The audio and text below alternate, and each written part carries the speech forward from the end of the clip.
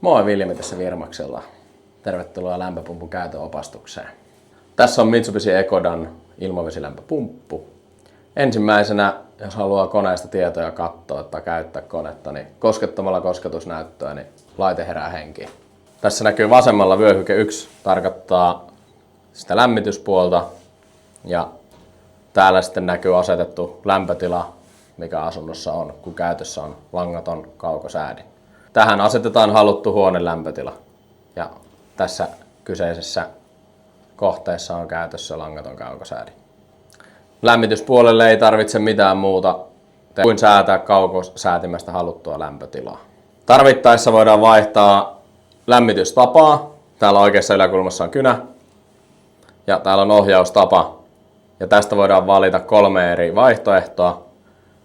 Talo, minkä sisällä on lämpömittari, kuvaa sitä langatonta kaukosäädintä, millä voidaan säätää talon lämpötilaa. Sitten on käyräohjaus ja sitten on menovesi ohjattu kiinteä lämpötila. Lähtökohdallisesti vain näitä 2 asetusta käytetään. Jos teillä on käytössä langaton kaukosäädin, niin käytetään tätä asetusta. Laitteistoihin lähtökohdallisesti ei asenneta jäähdytystä.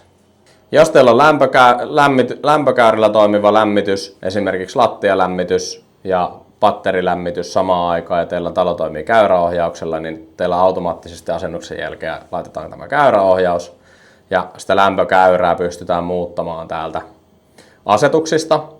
Mutta olemme tehneet sen asiakkaalle hyvin helpoksi, joten me asetetaan käyrä valmiiksi ja asiakkaan ei tarvitse kuin aste kerrallaan nostaa tai laskea päänäytöstä käyrää.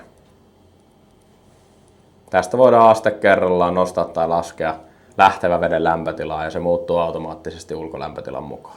Kaukosäätimen mitattava lämpötila, mutta jos sitä kaukosäädintä ei ole, niin tässä näkyisi pelkästään +0. Ja sitten siitä voidaan asettaa sitä haluttua lämpötilaa. Nyt siellä on esimerkiksi +2. Tää vähän hämää tässä, kun tässä on tää kaukosäädin käytössä, niin se näyttää sitä sisälämpötilaa. Aurinkoinen sää ja ulkolämpötila lämmittää jo taloa itsessään, niin siksi sisälämpötila on jo kohonnut 22,5 asteeseen. Oikeassa reunassa näkyy käyttöveden lämpötila, asetusarvo alempi ja ylempi on se tällä hetkellä oleva käyttöveden lämpötila säiliössä. Säiliön lämpötilaa voidaan nostaa halutusti täältä, jolloin sekoitettavan veden eli käyttöveden määrä on suurempi. Toki mitä kuumempi lämpötila, niin sitä huonompi hyötysuhde ja laite kuluttaa enemmän sähköä. Käyttöveden riittävyyteen vaikuttaa myös se, kuinka paljon säiliön annetaan laskea. Säiliön lämpötilan annetaan laskea ennen kuin järjestelmä alkaa sitä uudelleen lämmittämään. Asetuksista löytyy nämä rajat. Kynän kuvaa klikkaamalla löytyy lämmitysero. Ja tämä siis tarkoittaa sitä, että kun 53 asteesta käyttöveden lämpötila tippuu 6 astetta, järjestelmä alkaa uudelleen lämmittämään käyttövettä. Lisäksi täältä löytyy maksimilämmitysaikaa, estoa, lämpimän käyttöveden määrää ja muita, mutta nämä ovat asetettu tehdasasetusten mukaan ja näitä ei tarvitse erikseen lähteä säätämään. Tehostus tarkoittaa sitä, että se välittömästi nostaa käyttöveden asetuksen asetusarvoon. Käyttövedestä löytyy lisävalikko. Lisävalikosta löytyy Legionella-asetukset. Legionella-asetuksella tarkoitetaan siis sitä, että käyttövesi lämmitetään 60 asteeseen 2 viikon välein 3 yöllä. Ja Legionellalla siis tarkoitetaan sitä, että käyttöveden lämpötila nostetaan siihen pisteeseen, että mitään bakteereja ei käyttöveteen synny. Nämä asetukset ovat laitettu tänne ja näitä ei pidä muuttaa itse. Lämmitys- ja käyttövesivalikon lisäksi löytyy lisävalikko oikeasta yläkulmasta, missä on ajastus, lomatila, energia, alkuasetukset, huolto ja laitteen käynnistyspainike.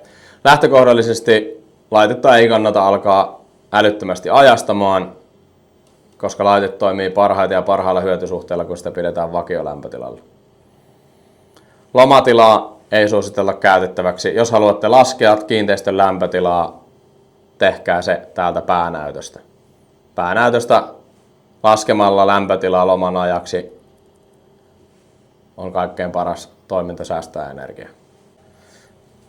Lisäksi valikosta löytyy energiavalikko, ja energiavalikossa on laskennallinen arvio siitä, kuinka paljon laite on ottanut sähköä ja paljon se on tuottanut. Asiakkaan ei tarvitse koskea alkuasetuksiin eikä huoltoasetuksiin.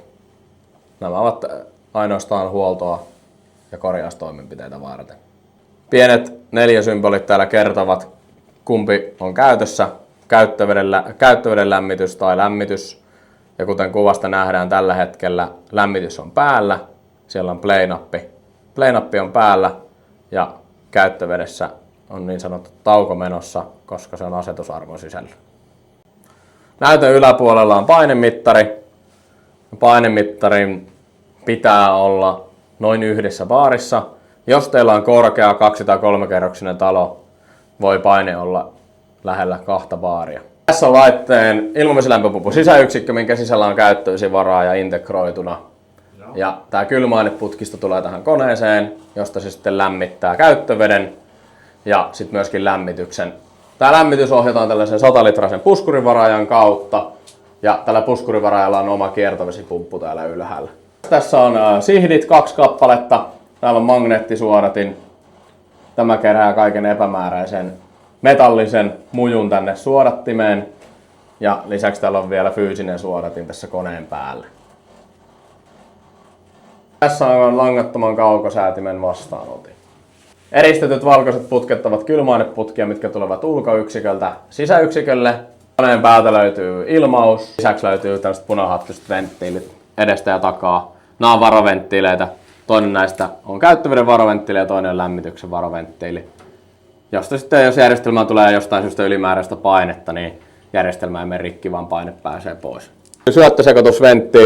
Syöttösekoitusventtiilillä määritellään lähtevän veden lämpötila tonne järjestelmään ja varmistetaan, ettei mene liian kuuma vesi tonne verkostoon.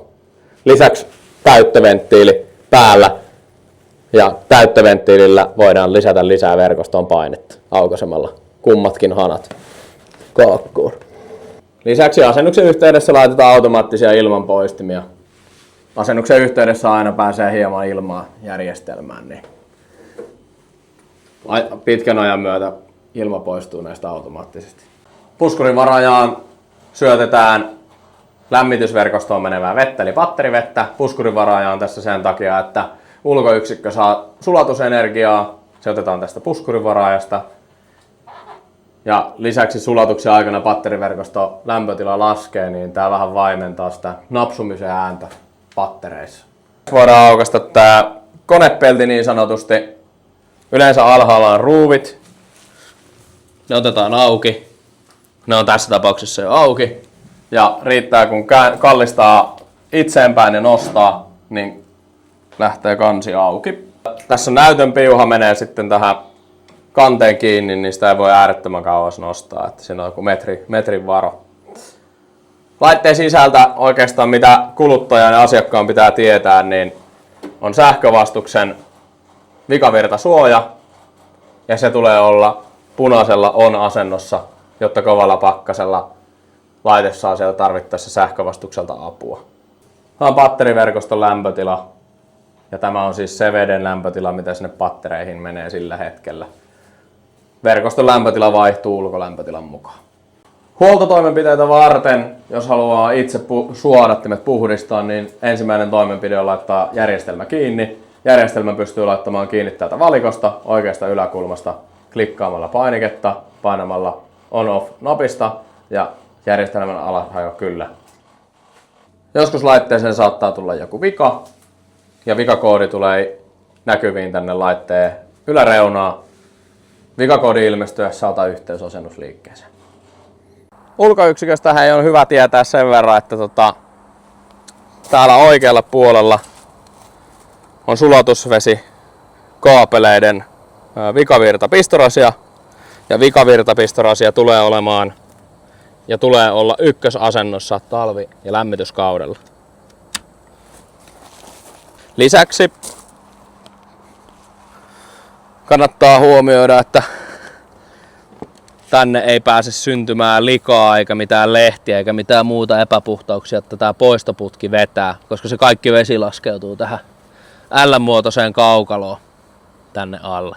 Kannattaa huomioida se, että jos se on sadevesijärjestelmään laitettu, että sadevesijärjestelmässä ei ole hirveästi mitään lehtiä ja muita edessä, että vesi pääsee vapaasti virtaamaan kaivoon. Saattokaapeli menee aina pitkälle perille asti kaivoon. Suositellaan, että joka vuosi nuo suodattimet sisäyksiköltä puhdistetaan ja varmistetaan, että sulatusvesi menee johdetusti kaivoon ja että sulatuskaapeleiden vikavirta pistorasia on päällä.